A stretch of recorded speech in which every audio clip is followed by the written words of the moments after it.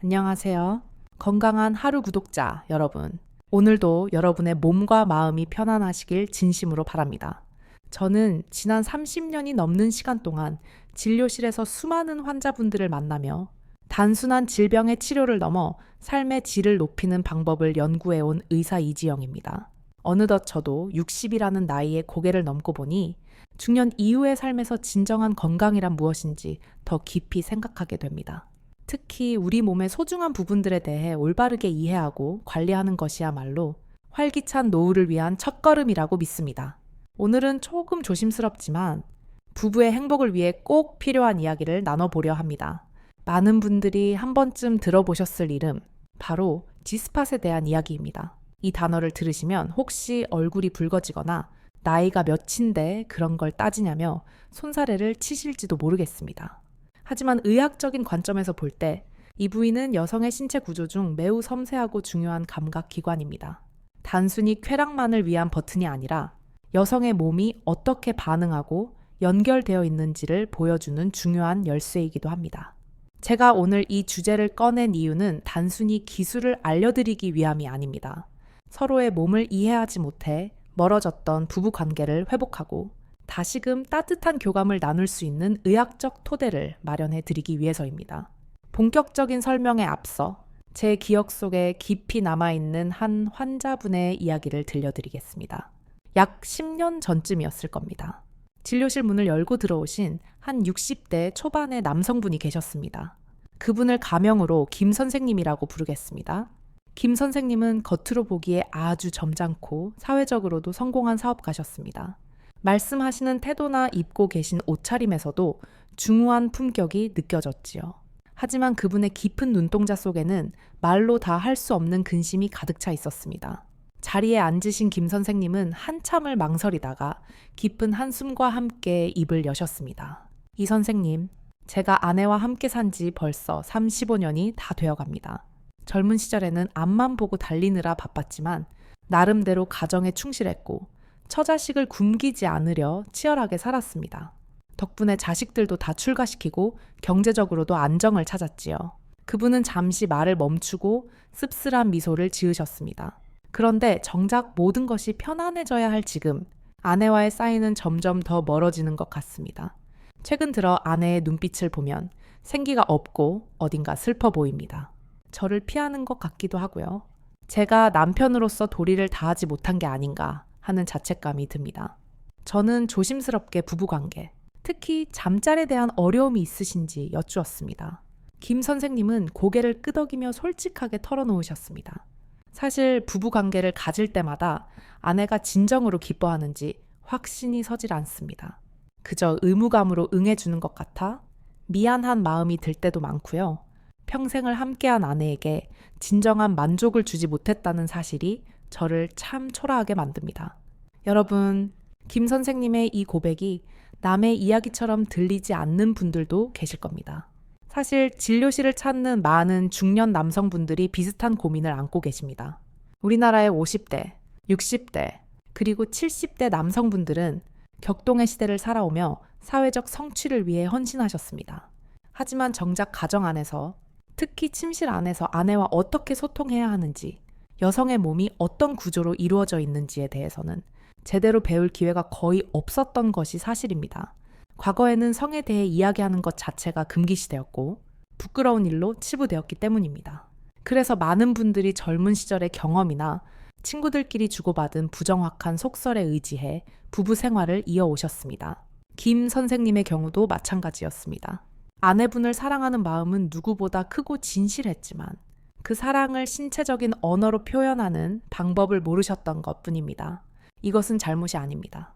그저 배울 기회가 없었을 뿐이지요.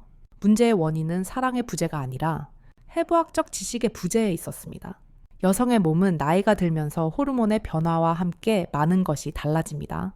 젊었을 때 통했던 방법이 지금은 통하지 않을 수도 있고 오히려 불편함을 줄 수도 있습니다. 따라서 우리는 의학적 근거에 기반하여 여성의 신체를 다시 공부할 필요가 있습니다. 그렇다면 오늘 이야기의 핵심인 G스팟이란 과연 무엇일까요? 많은 분들이 이것을 찾기 힘든 신비한 지점이라고 생각하시거나 심지어 존재하지 않는 것이라고 오해하기도 합니다. 하지만 이것은 명확한 해부학적 근거를 가진 신체 조직입니다.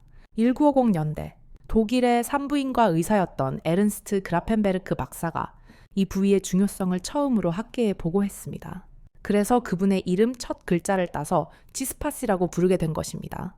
의학적으로 좀 더 정확하게 표현하자면 이는 전질벽에 위치한 매우 민감한 신경 조직과 혈관의 집합체라고 할 수 있습니다. 위치를 정확하게 아는 것이 무엇보다 중요합니다. 상상력을 동원해서 설명을 들어주시기 바랍니다. 여성의 질 내부는 우리가 생각하는 것보다 훨씬 복잡하고 섬세한 구조로 되어 있습니다. 여러분이 손바닥을 하늘로 향하게 펴고 검지손가락을 조심스럽게 질 입구로 넣는다고 가정해 봅시다. 많은 남성분들이 성감대가 아주 깊은 곳에 있을 것이라고 착각하여 손가락을 깊숙이 넣으려고 애쓰시는 경우가 많습니다. 하지만 지스팟은 그렇게 깊은 곳에 숨어 있지 않습니다. 입구에서부터 약 3cm에서 5cm 정도 되는 생각보다 아주 가까운 거리에 위치해 있습니다. 손가락을 넣은 상태에서 손끝을 배꼽 방향, 즉 위쪽으로 구부려 보세요. 마치 누군가에게 이리 와 라고 손짓을 하듯이 구부리는 동작입니다. 그렇게 위쪽 벽을 만져보면 주변의 매끄러운 조직과는 확연히 다른 느낌이 듭니다. 어떤 분들은 마치 호두 껍데기처럼 약간 울퉁불퉁하다고 표현하기도 하고 어떤 분들은 물을 머금은 스펀지처럼 폭신하다고도 하십니다.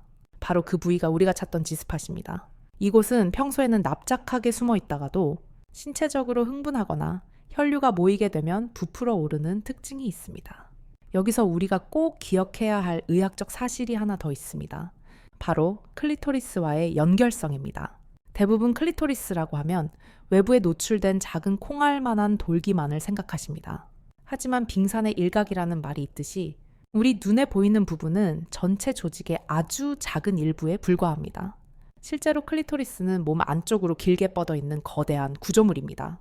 마치 다리처럼 양쪽으로 갈라져 골반뼈를 감싸고 있으며 수많은 신경 말단이 집중되어 있습니다. 놀랍게도 우리가 방금 찾은 질 안쪽의 지스팟은 이 내부 클리토리스의 뿌리 부분과 매우 밀접하게 맞닿아 있습니다. 따라서 지스팟을 자극한다는 것은 단순히 질 벽을 문지르는 것이 아니라 몸속 깊이 숨어 있는 클리토리스의 거대한 신경망을 동시에 깨우는 행위가 되는 것입니다. 이것이 바로 지스팟 자극이 여성에게 깊고 묵직한 쾌감을 주는 해부학적 원리입니다. 하지만 사람의 생김새가 모두 다르듯이 여성의 몸속 구조도 개인마다 차이가 있습니다. 어떤 여성분은 입구에서 2cm 근처에 있기도 하고 어떤 분은 5cm보다 조금 더 깊은 곳에 있기도 합니다. 크기 또한 동전만 한 경우도 있고 그보다 훨씬 넓게 퍼져 있는 경우도 있습니다. 그렇기 때문에 교과서적인 위치를 외우는 것보다 더 중요한 것은 내 아내의 몸이 어디에 반응하는지를 세심하게 살피는 탐험가의 자세입니다. 급하게 찾으려 하지 마시고 천천히 그리고 부드럽게 아내의 몸과 대화하듯이 위치를 찾아가는 과정 자체가 이미 훌륭한 사랑의 표현이 될 수 있습니다. 이제 이 해부학적 지식을 바탕으로 어떻게 하면 아내에게 부담을 주지 않으면서도 가장 안전하고 효과적으로 이 부위를 자극할 수 있을지 제가 임상에서 정리한 검증된 방법들을 구체적으로 알려드리겠습니다. 무작정 힘으로 하는 것이 아니라 리듬과 강약을 조절하는 섬세한 기술이 필요합니다. 지금부터 말씀드리는 10가지의 방법들은 수십 년간의 상담을 통해 많은 부부들에게 실질적인 도움이 되었던 내용들입니다. 하나씩 천천히 따라오시면 됩니다. 그럼 지금부터 제가 진료 현장에서 환자분들께 교육해드리는 가장 효과적이고 의학적으로 검증된 10가지 자극 방법을 하나씩 자세히 설명해 드리겠습니다. 이것은 단순히 테크닉을 외우는 것이 아니라 아내의 몸이 가진 감각을 깨우는 대화의 기술이라고 생각하시고 들어주시면 좋겠습니다. 첫 번째 방법은 가장 기본이 되면서도 중요한 오라고 손짓하기 기술입니다. 영어권에서는 come hither라고 부르기도 하는데요. 손가락을 질 내에 삽입한 상태에서 검지손가락을 구부렸다 폈다 하는 동작입니다. 마치 앞에 있는 사람에게 이리 와 라고 손짓하는 모습과 비슷합니다. 이때 중요한 것은 손가락 끝의 방향이 배꼽 쪽, 즉 위쪽을 향해야 한다는 점입니다. 손가락을 구부릴 때 끝부분이 지스팟의 볼록한 조직을 부드럽게 쓸어주게 됩니다. 너무 빠르게 하거나 힘을 주어 긁지 마시고 아기볼을 쓰다듬듯이 아주 부드럽게 시작하셔야 합니다. 두 번째 방법은 원 그리기입니다. 손가락 끝을 지스팟 부위에 가만히 대고 마치 종이 위에 동그라미를 그리듯이 부드럽게 회전시키는 방법입니다. 한 방향으로만 계속 돌리면 감각이 무뎌질 수 있으니 시계 방향으로 돌리다가 잠시 후에는 반시계 방향으로 바꿔보기도 하세요. 원의 크기도 아주 작게 그렸다가 조금 넓게 그리는 식으로 변화를 주면 주변에 분포된 신경들을 골고루 자극할 수 있어 효과적입니다. 세 번째 기술은 가벼운 두드리기입니다. 피아노 건반을 칠 때를 상상해 보십시오. 손가락에 힘을 빼고 건반을 톡톡 치듯이 지스팟 부위를 경쾌하고 리듬감 있게 두드려 주는 것입니다. 이 방법은 지속적인 문지름에 비해 신경에 색다른 자극을 전달합니다. 특히 아내분이 어느 정도 흥분하여 혈류가 많이 모였을 때 이 방법을 사용하면 통통 튀는 듯한 감각이 전달되어 쾌감을 높일 수 있습니다. 네 번째는 앞선 방법들과 달리 움직임을 최소화하는 지그시 누르기입니다. 손가락을 움직이지 않고 지스팟 부위에 댄 채로 일정한 압력을 주어 꾹 누르고 기다리는 것입니다. 약 10 최소 20초 정도 그 상태를 유지해 보세요. 우리 몸의 신경은 때로는 움직임보다 묵직한 압박감에 더 크게 반응하기도 합니다.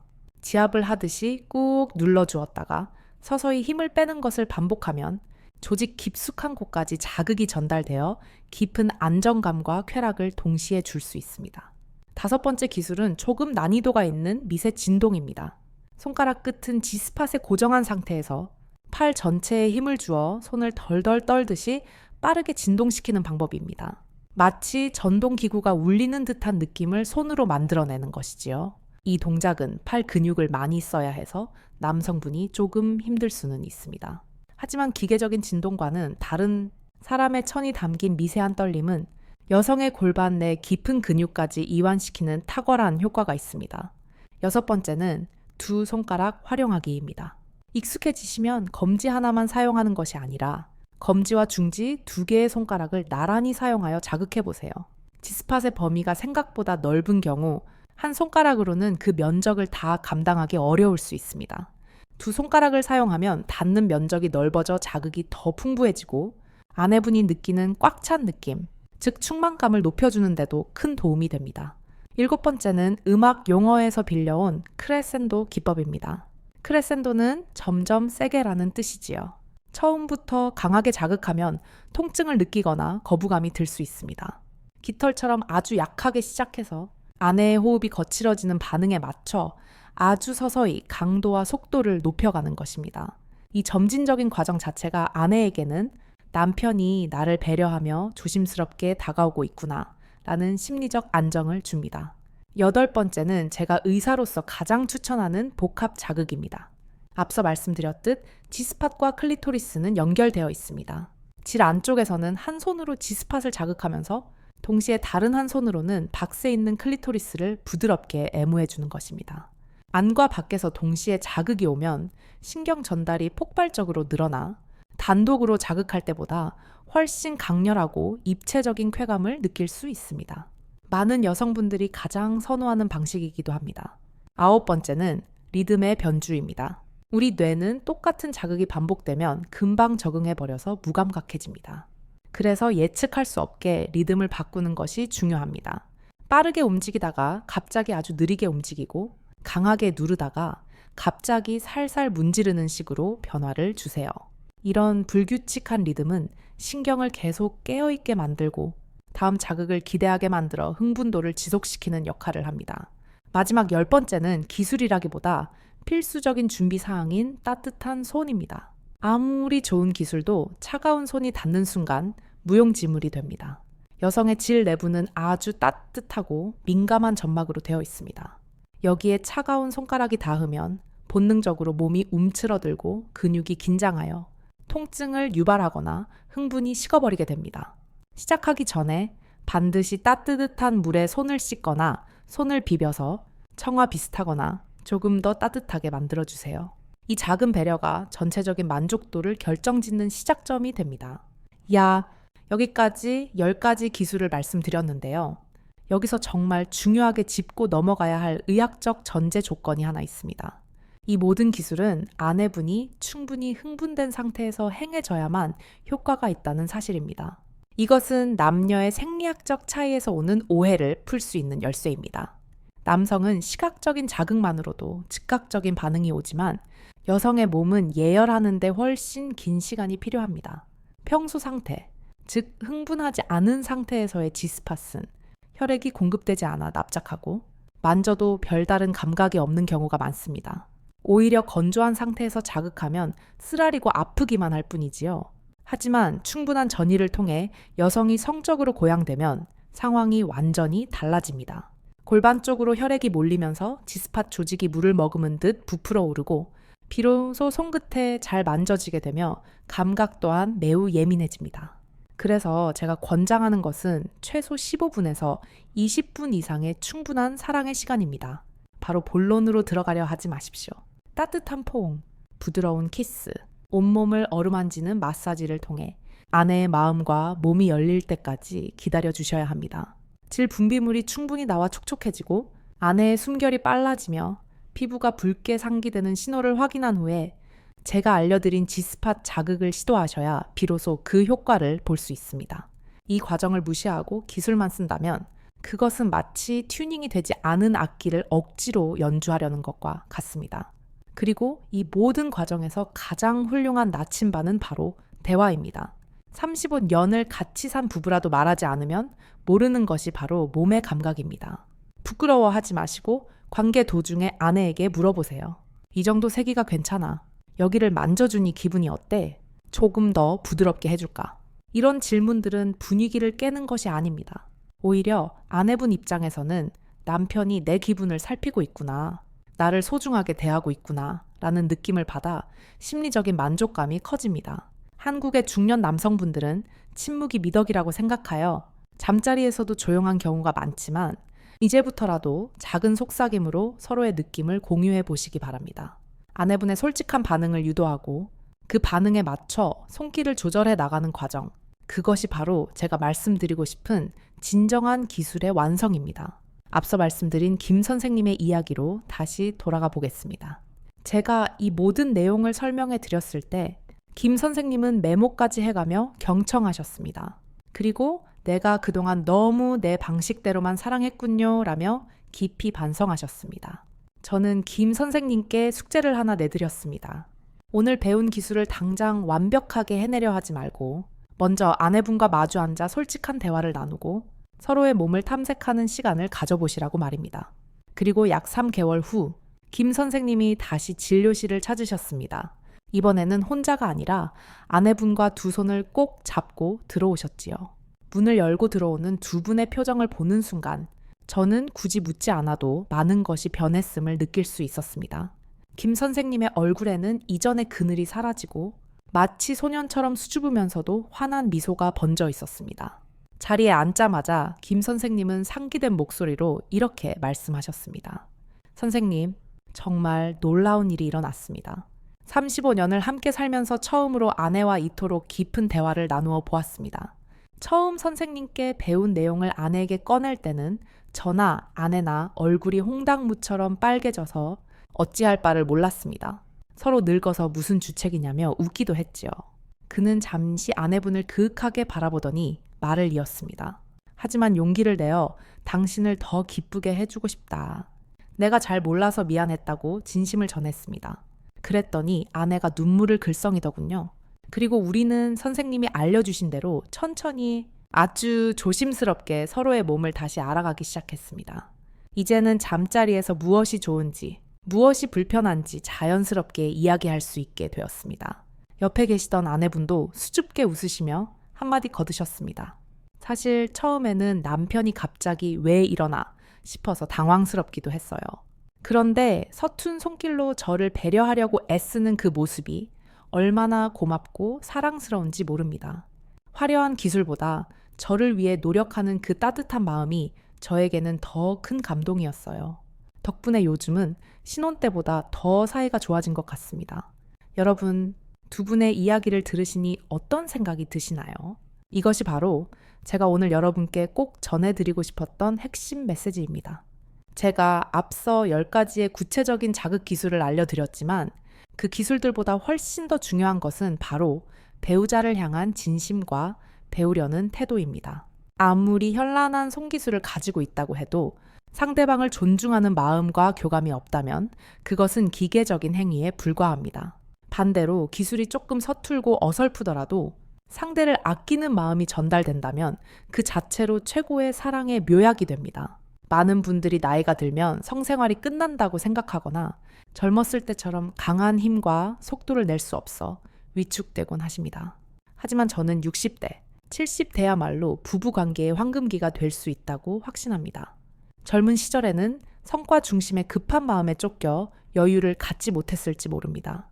하지만 은퇴 후 시간적인 여유가 생기고 인생의 굴곡을 함께 넘으며 쌓인 신뢰가 있는 노년기에는 오히려 더 깊고 풍성한 정서를 나눌 수 있습니다. 급하게 서두를 필요 없이 천천히 서로를 탐색하고 어루만지는 슬로우 섹스가 가능한 시기이기 때문입니다. 실제로 제 진료실을 찾는 많은 어르신 부부들이 젊을 때보다 지금이 더 만족스럽고 행복하다고 말씀하십니다. 그러니 나이 탓을 하며 미리 포기하지 마십시오. 사랑을 나누는 방식이 조금 달라질 뿐 사랑 그 자체에는 유효기간이 없습니다. 마지막으로 환자분들이 진료실에서 자주 묻는 몇 가지 궁금증을 시원하게 해결해 드리겠습니다. 아마 여러분도 영상을 보시면서 비슷한 의문을 가지셨을 겁니다. 첫 번째로 가장 많이 받는 질문은 제 아내는 G스팟이 없는 것 같아요. 아무리 찾아도 반응이 없습니다. 라는 것입니다. 결론부터 말씀드리면 해부학적으로 모든 여성에게 이 조직은 존재합니다. 하지만 사람마다 얼굴 생김새가 다르듯 신경의 분포나 민감도는 천차만별입니다. 어떤 여성은 G스팟 자극의 번개처럼 강렬하게 반응하는 반면 어떤 여성은 그저 묵직한 압박감만 느낄 뿐 별다른 쾌감을 느끼지 못할 수도 있습니다. 오히려 클리토리스 같은 외부 자극을 훨씬 더 선호하는 분들도 계십니다. 이것은 지극히 정상적인 개인차입니다. 아내분이 G스팟 자극에 큰 반응이 없다고 해서 실망하거나 억지로 느끼게 하려 하지 마십시오. 그저 아내분은 다른 부위의 자극을 더 좋아하는 스타일일 뿐입니다. 그럴 때는 과감하게 방법을 바꾸어 아내분이 좋아하는 곳을 집중적으로 애무해 주시면 됩니다. 정답은 교과서에 있는 것이 아니라 아내분의 반응 속에 있습니다. 두 번째 질문은 손가락 말고 다른 방법은 없나요? 입니다. 물론 있습니다. 손가락을 사용하는 것이 가장 섬세하고 정확하게 찾을 수 있는 방법이긴 하지만 실제 부부관계 중에도 특정 체위를 통해 자극이 가능합니다. 가장 추천하는 자세는 여성 상위 체위입니다. 아내분이 위에 올라앉은 상태에서 상체를 뒤로 젖히면 골반의 각도가 변하면서 남성의 성기가 자연스럽게 질 앞벽, 즉 G스팟 부위를 자극하게 됩니다. 또는 시중에 나와 있는 G스팟 자극용 보조기구를 활용하는 것도 나쁘지 않습니다. 요즘은 의료용 실리콘으로 만든 안전한 제품들이 많이 나와 있으니 부부가 함께 상의해서 거부감이 없는 도구를 선택해보는 것도 즐거운 시도가 될 수 있습니다. 세 번째는 건강상의 문제로 고민하시는 분들의 질문입니다. 저는 전립선 수술 후유증으로 발기가 잘 안 됩니다. 혹은 아내가 삽입을 통증 때문에 힘들어합니다. 이런 경우에도 성생활이 가능할까요? 네, 당연히 가능하며 오히려 더 필요합니다. 많은 남성분들이 성관계라고 하면 반드시 남성의 성기를 여성의 질에 삽입해야 한다고 생각하십니다. 이런 고정관념 때문에 발기부전이 오면 성생활이 끝났다고 절망하시죠. 하지만 성관계의 목적은 삽입이 아니라 부부간의 친밀감 확인과 쾌감의 공유입니다. 삽입이 어렵다면 오늘 제가 알려드린 손가락 기술이나 구강을 이용한 애무만으로도 아내분에게 충분히 천국을 보여드릴 수 있습니다. 실제로 많은 여성 통계를 보면 삽입보다 손이나 입을 통한 애무에서 더 큰 오르가슴을 느낀다고 합니다. 발기가 되지 않아도 여러분의 손과 입, 그리고 따뜻한 살결은 여전히 훌륭한 사랑의 도구입니다. 그러니 기죽지 마시고 다양한 방법으로 사랑을 표현하세요. 마지막으로 위생과 안전에 대한 당부를 꼭 드리고 싶습니다. 아주 기본적이지만 가장 중요한 문제입니다. 아내의 질 내부는 매우 연약한 점막 조직입니다. 손가락을 넣기 전에는 반드시 비누로 깨끗이 씻으셔야 합니다. 그리고 손톱 관리가 필수적입니다. 손톱이 조금이라도 길거나 끝이 거칠면 보이지 않는 질 내부에 상처를 낼 수 있습니다. 이 상처로 세균이 감염되면 지렴이나 방광염을 유발하여 아내분을 고생시킬 수 있습니다. 손톱은 항상 짧고 둥글게 깎으시고 거친 부분은 갈아서 매끄럽게 만드세요. 그리고 폐경 이후에 여성분들은 호르몬 감소로 인해 질건조증을 겪는 경우가 대다수입니다. 아무리 전이를 해도 애액이 충분하지 않을 수 있습니다. 이때 맨손으로 자극하면 통증만 유발하게 됩니다. 약국에서 판매하는 수용성 윤활제, 즉 러브젤을 넉넉하게 사용하시는 것을 적극 권장합니다. 윤활제는 부끄러운 물건이 아니라 부부의 사랑을 매끄럽게 도와주는 필수품입니다. 오늘 긴 시간 동안 G스팟의 위치부터 자극법, 그리고 마음가짐에 대해 말씀드렸습니다. 어떠셨나요? 처음에는 낯설고 쑥스러웠던 이야기가 이제는 우리 부부를 위한 소중한 처방전으로 느껴지시나요? 김 선생님처럼 지금 내 나이에 뭘? 이라며 망설이시는 분이 계신다면 지금 당장 그 생각을 거두시기 바랍니다. 배우자를 행복하게 해주고 싶은 마음, 다시 설렘을 느끼고 싶은 그 마음에 늦은 때란 결코 없습니다. 오늘 밤 쑥스러움을 잠시 내려놓고 아내분의 손을 잡고 대화를 시작해보세요. 당신을 더 기쁘게 해주고 싶어라는 따뜻한 말 한마디가 지난 수십 년의 세월을 뛰어넘는 기적을 만들어낼지도 모릅니다. 여러분의 가정에 건강과 사랑이 늘 함께하기를 의사로서 그리고 인생의 동반자로서 진심으로 응원합니다. 혹시 더 궁금한 점이 있거나 남들에게 말하기 힘든 고민이 있으시다면 언제든 댓글로 남겨주세요. 제가 꼼꼼히 읽어보고 다음 기회에 더 유익한 정보로 답변 드리겠습니다. 오늘 영상이 여러분의 부부 생활에 작은 활력소가 되었다면 좋아요와 구독 버튼을 눌러 건강한 하루 채널과 함께 해주십시오. 알림 설정을 해두시면 저의 새로운 건강 이야기를 가장 먼저 만나보실 수 있습니다. 지금까지 비뇨기과 전문의 이지영이었습니다. 감사합니다. 안녕히 계십시오.